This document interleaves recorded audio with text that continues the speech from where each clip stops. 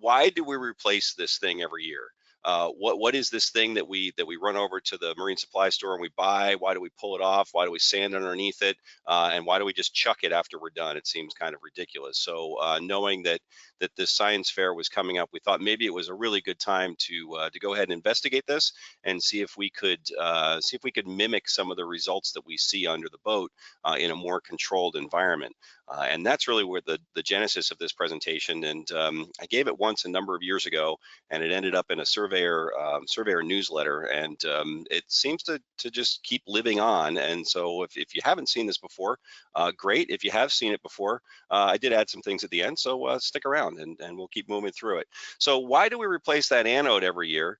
That was the question, and my answer, winning Father of the Year award, as I usually do, was, hey, here's this giant phone book.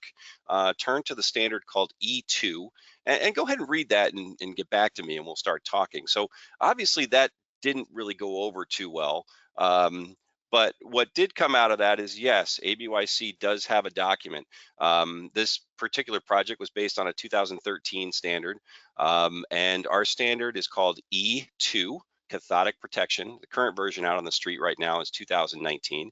And this particular standard talks about things like bonding systems and a lot of theoretical information about corrosion and cathodic protection and all of that.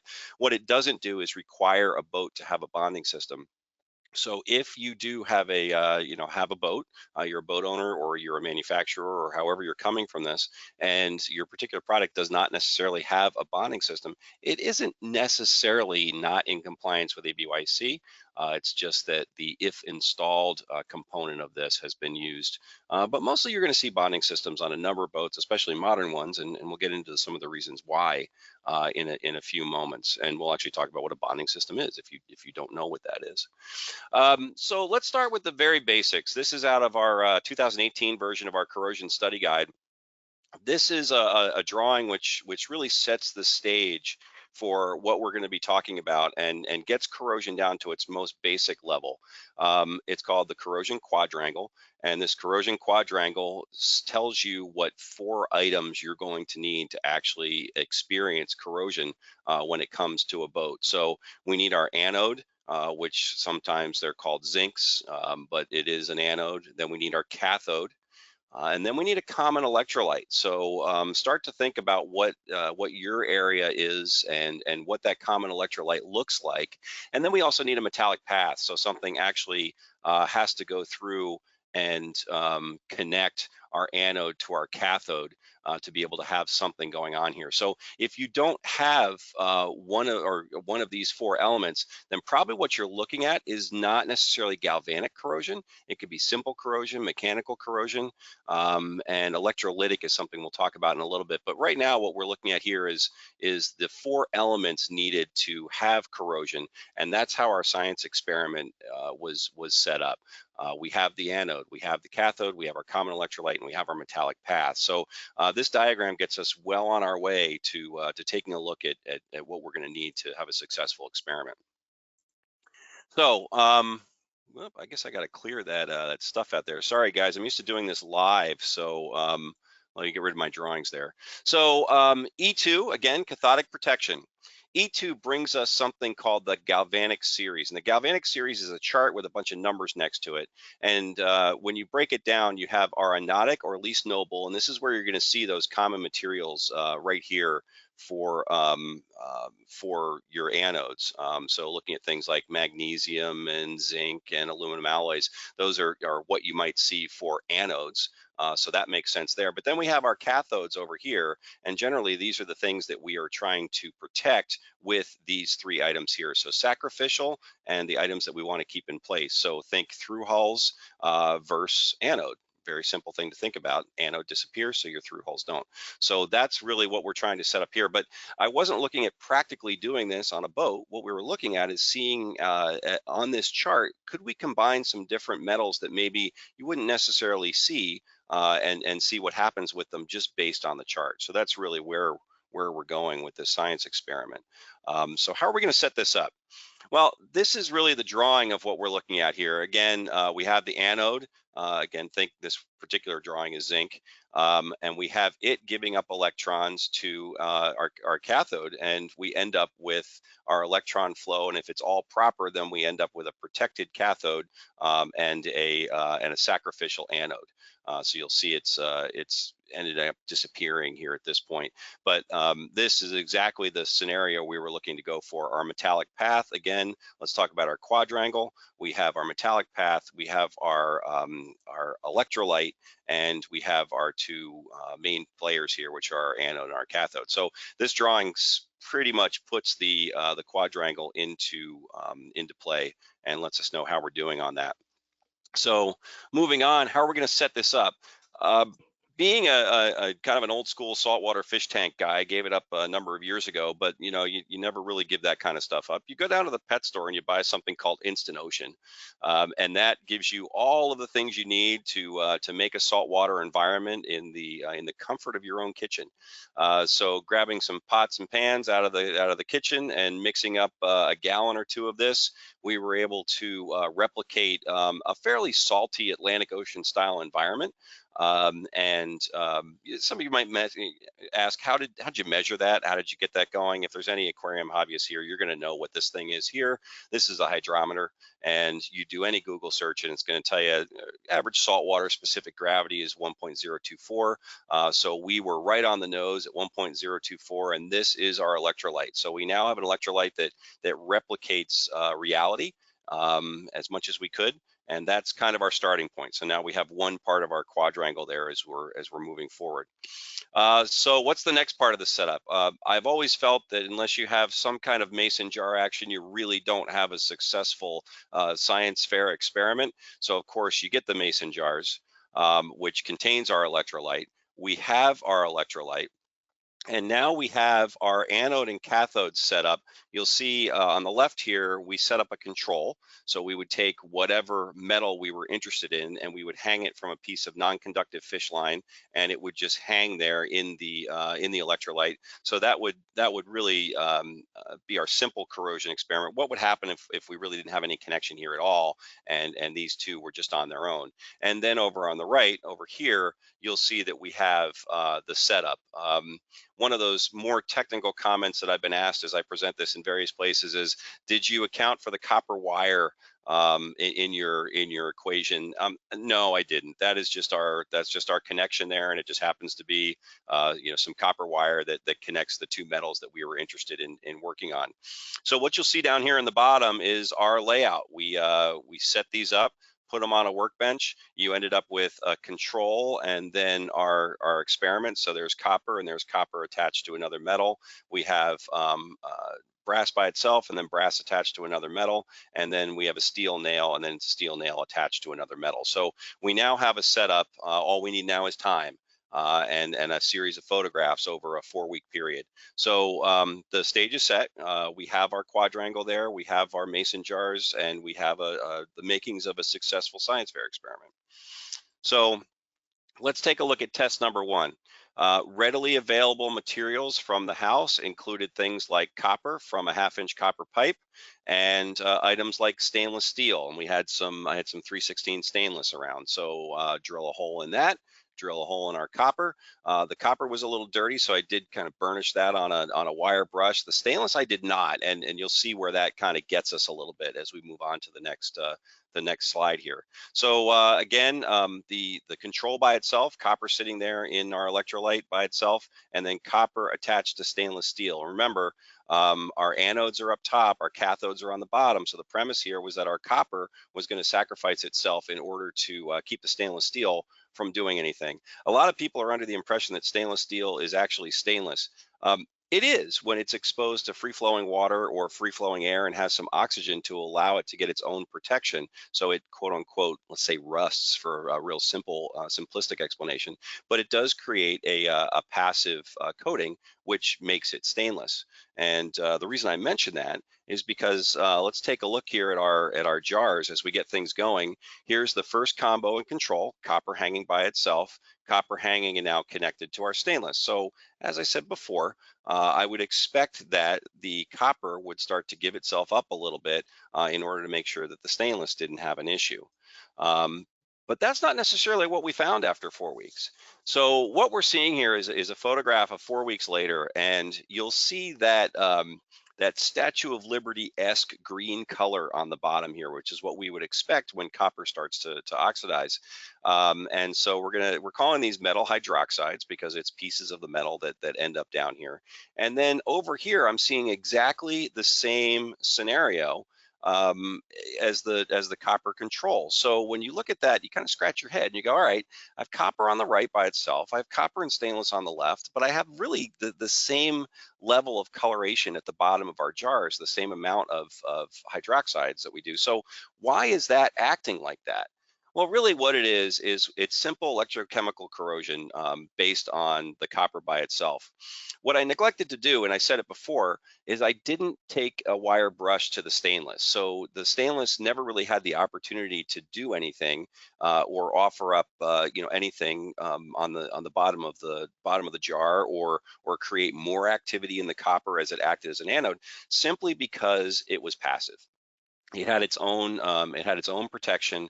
It had been sitting on the shelf for a long period of time, and for some reason I just didn't take a wire brush to it. So the moral of the story on that one is make sure that when you connect your other piece of metal that it's actually going to be conductive, because at this point it really wasn't. It was protected. It remained stainless. It did exactly what it was supposed to do, or what you would want stainless to do in a saltwater environment, where the copper just happily sat there and oxidized and gave us a little bit of green.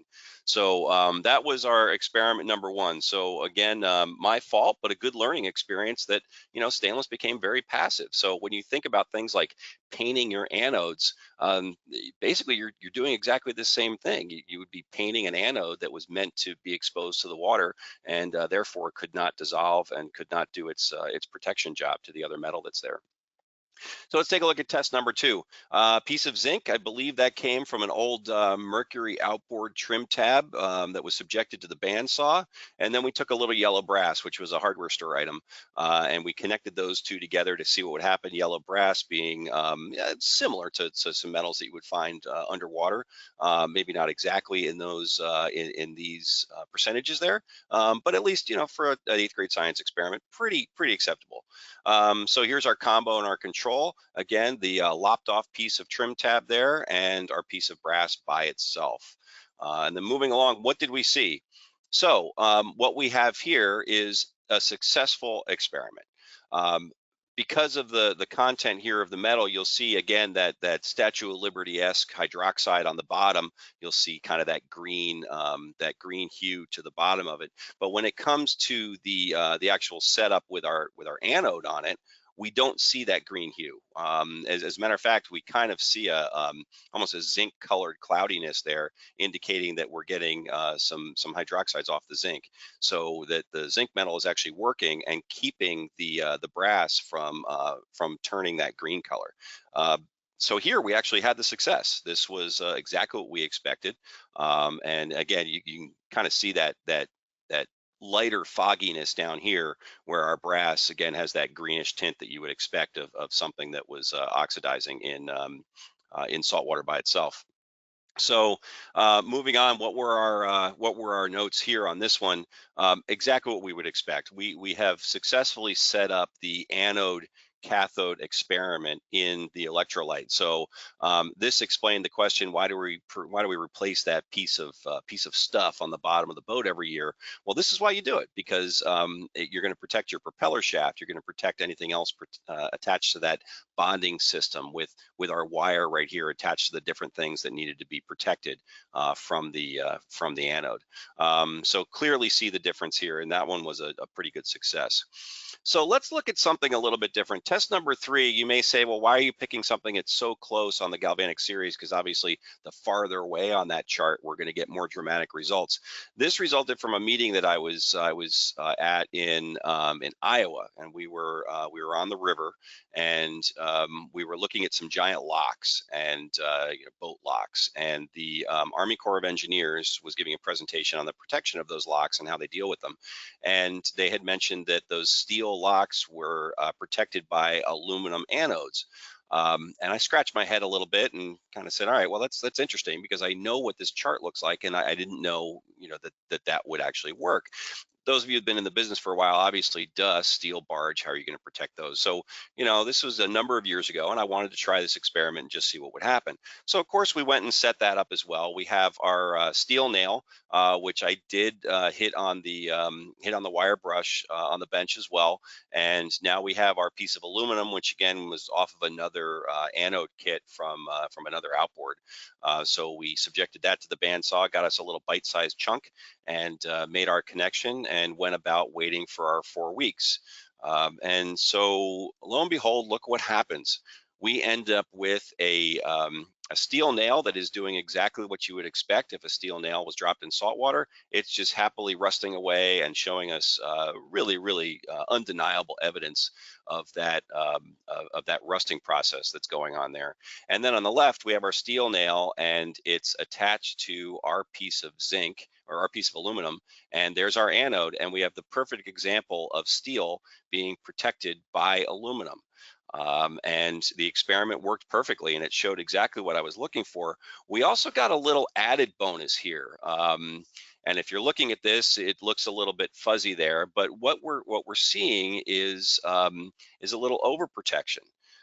Possibly. So we're looking at some bubbling and some hydrogen atoms that are escaping there and creating this bubbling effect. So that was kind of a bonus on this one. Didn't really matter for the experiment, but for the point of discussion when you're talking about corrosion, it was interesting to be able to see that. That we were actually having a little bit of hydrogen issues here. So and why does that happen? There's a lot of science behind that, and where that happens and what the results are. But basically, what we're looking at is more than likely in this scenario, it's overprotection. So there's too much surface area in our aluminum here, as opposed to the amount of surface that's on our steel nail. So it's going into an overprotection type mode, which can severely damage wood boats, arguable on fiberglass and other types of, and obviously metal can be overprotected as well. But that's why you can't just chuck anodes on a boat and decide that everything's going to be okay. There's a science to it, and we talked briefly about that toward the end of this. So got a little two bonuses here. One, yep, steel can be protected by aluminum. Thanks, John. Everybody's kind of known that probably on this call, but it was nice to see it on the in the experiment and be able to prove that. So an outside shot here, we have that lighter colored hydroxide action down here. We have our rust color here. So we're really seeing evidence of both of these types of reactions and the anode cathode relationship here. So that particular experiment definitely a success on that one also. So I think we talked about it. What's going on here? There's a number of things, but the quickness of the rust on the steel nail was nice to see, and then you can see the hydrogen bubbles. And that can have a number of different problems. In wood boats, it's called delignification. If you spell that, I'll send you a hat. So that's a wood boat issue. And then experts all over the place discuss fiberglass boats and what that can cause or doesn't cause. And that's one of those discussions that's for a much more technical presentation or certification. So with that, we had a very successful experiment. And we've set you all up with the basics of what goes on underneath a boat. The next thing I want to talk about in a very brief scenario is what are the tools and what are some of the things that we need to look at when it comes to corrosion analysis, and what a technician might be performing on your boat, or some of the factors that they have to look at that makes this such an interesting and sometimes very difficult to understand issue outside of a bunch of mason jars sitting on a workbench. So, you see this picture here, and, one of the tools that can be used is a common multimeter, but what I want you to see is, measuring down to the millivolt level here. So a negative 0.835, that coincides with those numbers that you saw earlier in my experiment with the galvanic series. So hopefully all this will make sense as we go through just a couple more slides. We're nearing the end here. Um, so an important thing that you might not think about when it comes to corrosion and how fast anodes are disappearing, or the fact that anodes aren't disappearing at all, and scratching your head and trying to figure some of these things out. There's a lot of things at play here, and this slide kind of breaks them down a little bit. Water chemistry, really, really big deal. And it's we've had fresh water that has some conductivity, real heavy salt water. Here in the Bay, I'm actually in the office today doing this presentation. You're looking out at water that's who knows what it is right now. We just had a heavy, heavy rainfall probably every other day for the last 3 days. So what is that water right now? Is it more fresh? Is it more salt? What's the brackish look like? And will that change when we don't get any rain for July and August and it's 97 degrees outside? Those are things you have to take a look at. Has the boat been moved? Are you next to a neighbor that maybe did some wiring on his boat that isn't necessarily proper? Where were you before and where are you now? How long did it take for this corrosion to actually happen? Was this 3-4 days, or was this over months and months period of time? How often are you using the boat? Is it sitting there? Is it not getting the opportunity to get the slime off the bottom and on the anodes? Has any electrical work been done? That's extremely important. Did someone confuse the green wire for a DC negative terminal, and they broke into that, or were some other things done on the boat? And then E2 through our standards really helps you narrow all that stuff down so you can figure out what's going on.